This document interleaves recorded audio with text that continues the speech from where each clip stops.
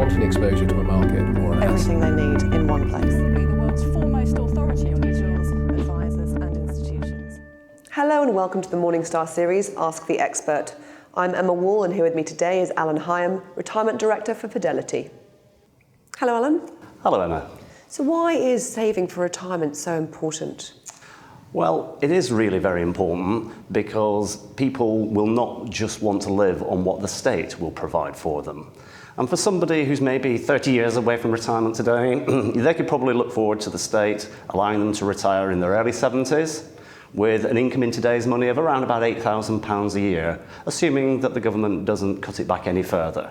So that really is probably just enough to keep you alive, but not enough to give you any sort of reasonable standard of living. And of course, because people are living longer, you know, at 70, you'll probably still be raring to go, want to fulfill your ambitions socially, maybe even want to continue to work for a bit. So you need more than, well, at the moment, 100 quid a week, don't you? Well, that's absolutely right. And people will want to stay in work. So it's not all about just saving a massive pot up and then starting to take it as soon as you stop work. Quite possibly, you will want to carry on working and earn some money to supplement the state pension, but your ability to work in retirement isn't guaranteed. And so it's essential to have something to fall back upon because we don't know what the future holds. So I'd strongly recommend that everybody start saving a little bit as soon as they can possibly afford to do so. And what vehicles can we use for this safety net? Well, the best way to do it is with your employer. If your employer is a large one, above sort of 80 employees at the moment, they must offer you a workplace pension. And over the next 2 years, all employers, even small businesses employing 1 or 2 people, will offer you a workplace pension that, crucially, your employer will pay into. You will be automatically put into that pension scheme, and indeed, you will have to opt out. And that really is like turning down a pay rise from your boss. So unless you've got an extremely good reason to do so, I'd encourage people to stay in and start the saving discipline. Put a little away now, put a bit more away as and when you can. And there's also a third contributor to this workplace pension, isn't there? There's the government also giving you this free cash, basically. Yeah, that's absolutely right, because if you weren't paying into a pension, you'd have more wages that were suffering income tax. Your contributions get full relief from income tax, so if you're a 40% taxpayer, you avoid paying 40% tax on your pension contribution. And the chances are when you come to take it, you probably only paid 20% tax. So it's really a very beneficial tax break that everybody should take advantage of. And other than workplace pensions, what other pension schemes can individuals use to build up that retirement pot? Now, for many individuals, they aren't actually formally employed. They might be in a partnership, they may be self-employed, sole traders. They have to take responsibility themselves and set up a personal pension. And the most common one is the self-invested personal pension.